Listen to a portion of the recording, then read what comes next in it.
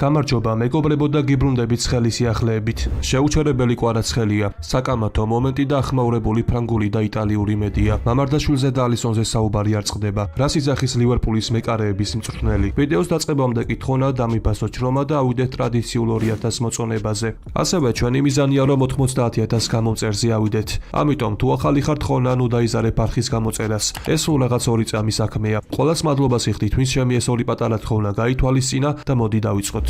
კუბარსიზე წინ, საბა გოგლიჩიძე ტოპ 5 ლიგების ახალგაზრდა მცველებში. 20 წლის გოგლიჩიძეს ელიტურ ლიგაში შესანიშნავი სადებიუტო სეზონი აქვს.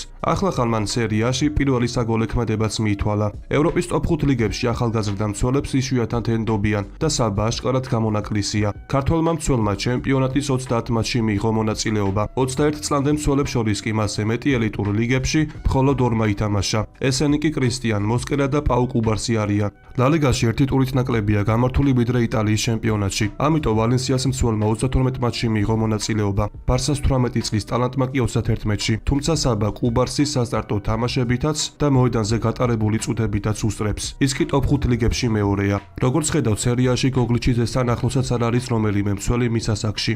ის კი იტალიის ჩემპიონატში მონაწილე ახალგაზრდა ფეხბურთელია, რომელსაც ამ სეზონში ყველაზე მეტად ენდობიან. ლეგენდარულმა ბრაზილიელმა მეკარემ კლაუდიო ტაფარელმა, რომელიც 2021 წლიდან ლივერპულის მეკარეების მწვრთნელად მუშაობს, თავის თანამემამული ალისონ ბეკერზე და წითლების ახალშენაძენზე, მამარდაშვილზე ისაუბრა, რომელიც დეტალურად შემდეგ კომენტარს აკეთებს. როდესაც ალისონი პირველად ვნახე, ჩემზე დიდი შთაბეჭდილება მოახდინა. ფეხბურთელები და სამწვრთნელო შტაბის წევრები მას დიდ პატივს ემენ, როგორც ახლა ასევე კლოპის დროს. ალისონმა აქ ისტორია დაწერა და ახლა სურს ეს ისტორია გააგრძელოს. საუდის არაბეთიდან წამოსულ შეთავაზებებს დიდი შესაძლებლობები მოჰყვება, მაგრამ ალისონი ყოველთვის ამბობს, რომ აქ დარჩენა სურს. 1 წლის წინ ლივერპულმა მამარდაშვილის დამატება გადაწყვიტა. ის არის ახალგაზრდა ფეხბურთელი ახლო მომავლისთვის. ალისონი კი ახლა მაღალ დონეზე თამაშობს. თუ გავითვალისწინებთ მის ასაკს, გამოცდილებას და мотивაციას, შემიძლია გითხრათ, რომ მისი ჩანაცვლება ძალიან რთული იქნება, ამბობს ტაფარელი. როგორც მოგეხსენებათ, 29 აპრილის კვარაცხელიას PSG არსენალს დაუპირისპირდა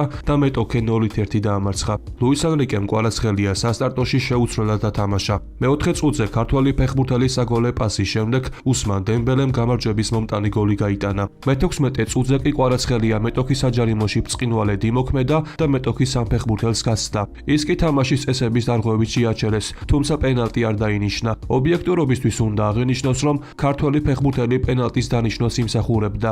გარდა ამისა, კიდევ ერთ ფაქტს უნდა გაუსვათ ხაზი. ტიმბერი კვარაცხელიას წინააღმდეგ რამდენჯერმე დაჯარიმდა, თუმცა მსაჯმა ყვითელი ბარათი არ უჩვენა. ეს გადაწყვეტილებაც კი ნაკლებად ლოგიკური და ნაკლებად სამართლიანი იყო. კვარაცხელიას პენალტის მომენტს კი მედიაში დიდი გამოხმაურება მოჰყვა. ამ ეპიზოდზე კი თავისი მოსაზრება დააფიქსირეს ცნობილმა მსაჯებმაც. მათ შორის არის ინგლისელი კით ჰაკეტი, რომელიც ამ მომენტთან დაკავშირებით შემდეგ კომენტარს აკეთებს. ფიქრობ, არსენალის მცველი ბედნიერი უნდა იყოს, რომ ვარმა ამ ეპიზოდს არ გადახედა. ამის ნახვის შემდეგ კითხვა გამიჩნდა, თუ რატომ არ შეამოწმა ვარმა ეს ეპიზოდი. მათ მსაჯისთვის საშუალება უნდა მიეცათ, რომ ეს ეპიზოდი თავად შეეფასებინა და გადაეწყვიტა. რა თქმა უნდა, მთავარი კითხვა იქნებოდა, იყო თუ არა საკმარისი ეს დაჭერა პენალტის დასანიშნად, მაგრამ აშკარაა, რომ ამ ეპიზოდში არსენალს ძალიან გაუმართლა, ამბობს კით ჰაკეტი. ასევე კომენტარი ლეგენდარულმა ინგლისელმა ფეხბურთელმა ალან შირერმაც გააკეთა, რომელმაც Amazon Prime-ის ეთერში შემდეგი კომენტარი გააკეთა. ამ ეპიზოდში ტიმბერმა აშკარად შემოხვია ხელი. ამ მოქმედებით ის აშკარად რთულ მდგომარეობაში იყო, მაგრამ კვარაცხელია გაზონზე ძალიან მარტივად დაეცა. თუ იგივე ეპიზოდს ფორვარდის თვალით შეხედავდა თან ის არსენალის ფეხბურთელი იქნებოდა, მაშინ ლონდონელების პენალტის დანიშნას მოითხოვდნენ. თუ ამ სიტუაციაში პენალტს დანიშნავდა, გადამოწმების შემდეგ შეიძლებოდა რომ არ გაუქმებულიყო, მაგრამ თუ არ დანიშნავდა, მაშინ ეპიზოდის წესების დარღვევად შეფასება შეიძლება საკამათო ყოფილიყო. ძალიან სარისკო და რთული სიტუაცია იყო, განაცხადა ალან შირერმა. როგორც ხედავთ, ამ მომენტთან დაკავშირებით აზრთა სხვადასხვაობა არსებობს. ამიტომ საინტერესოა თუ რას ფიქრობთ თქვენ. თქვენი აზრით უნდა დაენიშნათ თუ არა მსაჯს მოცემულ მომენტში პენალტი. მაგრამ ასეა თუ ისე ყველაფერი მაინც პარიზელების გამარჯვებით დასრულდა. PSG-მ გასვლაზე უმნიშვნელოვანესი გამარჯვება მოიპოვა და ყველაფერი პარკ დე პრენსზე გადაწყდება. შეხვედრის შემდეგ კი ხვიჩას თამაში როგორც ფრანგულმა, ასევე იტალიურმა მედიამ საკმაოდ პოზიტიურად შეაფასა. მაგალითად, პარის ფანსი ხვიჩას თამაშს შემდეგი სიტყვებით აფასებს. შეუჩერებლად დარბოდა, იბრძოდა ყველა ბურთისთვის. მიუხედავად იმისა, რომ პირადად დიდი მატჩი არ ქონია, გუნდის წარმატებაში დადებითი წვლილი შეიტანა. ასევე კომენტარი ლეპარიზიენ მას გააკეთა. კვარაცხელიამ გააკეთა საგოლე პასი დემბელეზე, რომელმაც მეოთხე წუთზე ანგარიში გახსნა. პირველი ტაიმის უმეტესი ნაწილი ტიმბერისთვის გამოცდად იქცა. მე-16 წუთზე კვარაცხელიას პენალტის მოპოვება შეეძლო. მეორე ტაიმში ის ნაკლებად შესამჩნევი იყო შეტევაში, მაგრამ დასვაში თავისი ვალდებულებების შესრულებაზე უარი არ უთქვამს, წერია გამოცემაში. რაც შეეხება იტალიურ მედიას, კალჩო მერკატო ხვიჩას თამაშ შემდეგი სიტყვებით აფასებს. მეოთხე წუთზე დემბელეს საგოლე პასი გაუკეთა და პარიზულ კარიერაში უკვე 9 შედეგიანი მოქმედება დაუგროვდა, 4 გოლი და 5 ასისტი. გოლის შემდეგ ბრწყინვალე შანსი საჯარიმოში წაქცევით გაანიავა, სადაც პენალტის დანიშვნის იმედი ჰქონდა, მაგრამ საჯმა საპირისპირო გადაწყვეტილება მიიღო. ასევე ის გამორჩეული იყო დაცვით ბაზაში, სადაც მენდეშ საკასთან გაურმაგებულ დაცვაში ეხმარებოდა. მისი ყოფილი მწვრთნელი ანტონიო კონტე მისით ძალიან იამაყებს, წერია გამოცემაში. გამოცემების გარდა ხვიჩას თამაში PSG-ს გულშემატკივრებმა საკმაოდ პოზიტიურად შეაფასეს. კერძოდ სოციალურ ქსელში შემდეგ კომენტარებს წერენ. ტიმბერი გააწამა, ხვიჩას მორიგი სასწაული მატჩი. საუკეთესო მცველია გადაწიეთ მარცხენა მცველად. ქართველი მანქანა ამდენს რანაირად მუშაობს. ენრიკემ ხვიჩას გარდა ყველა შეცვალა, ის არის მთავარი, წერენ PSG-ს ხომაგები.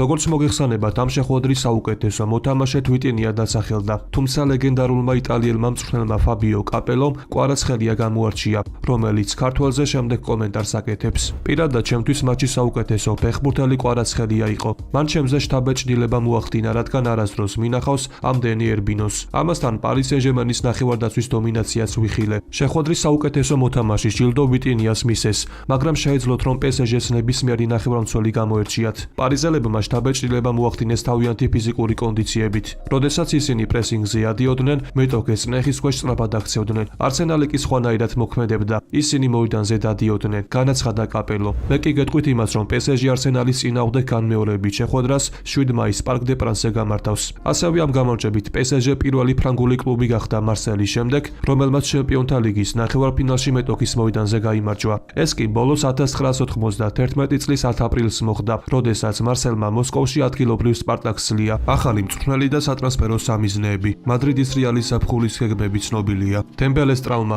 გამოტოვებს თუ არა არსენალთან განმეორებით შეხვედრას. ხოლო თუ აქამდე ხარ მოსული, შეგახსენებთ, რომ ჩვენი მიზანია ავიდეთ 2000 მოწონებაზე, რის შემდეგაც ახალი ვიდეო ძალიან მალე გამოვა. პარი სენ-ჟერმენის ერთ-ერთმა ლიდერმა უსმან დემბელემ მყესი დაიზიანა. ინფორმაციას ამის შესახებ RMC სპორტის ჟურნალისტი ფაბრის ჰოუკინსი ავრცელებს.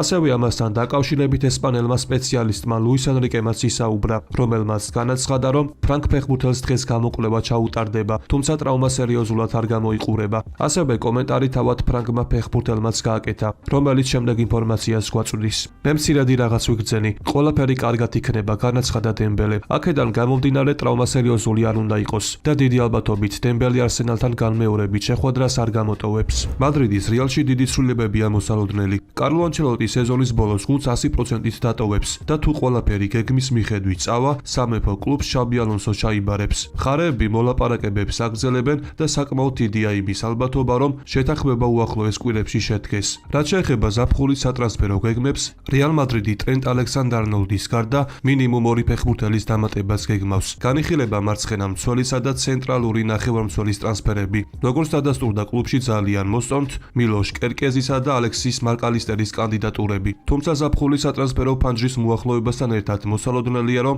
სხვა ფეხბურთელების მიმართაც დადასტურდება ინტერესი. რაც შეეხება წამსვლელებს, საკმაოდ დიდი შანსია, რომ გუნდი გამოცდილმა ფეხბურთელებმა ლუკა მოდრიჩმა და ლუკას ვასკესმა დატოვა. კლუბი ამ ფეხბურთელებს ახალ კონტრაქტს ამ დრომდე არ სთავაზობს. შესაბამისად, საკმაოდ დიდია იმის ალბათობა, რომ ისინი სამეფო კლუბს ზაფხულში დატოვებენ. უახლოეს ერთ თვეში კი რეალ მადრიდთან დაკავშირებით უფრო მეტი ინფორმაცია გახდება ცნობილი, რასაც მე აუცილებლად მოგაწვდით. დღევანდელ ვიდეოს კი ამით დავასრულებ. მოტივაციისთვის კი ავიდეთ მინიმუმ 2000 მოწონებაზე. ასევე გამოიწერი არხი და დაეხმარე მას განვითარებაში. ყველას გისურვებთ ჯანმრთელობას და ბედნიერებას. მე კი მომავალი ვიდეოთი ძალიან მალე დაგიბრუნდებით.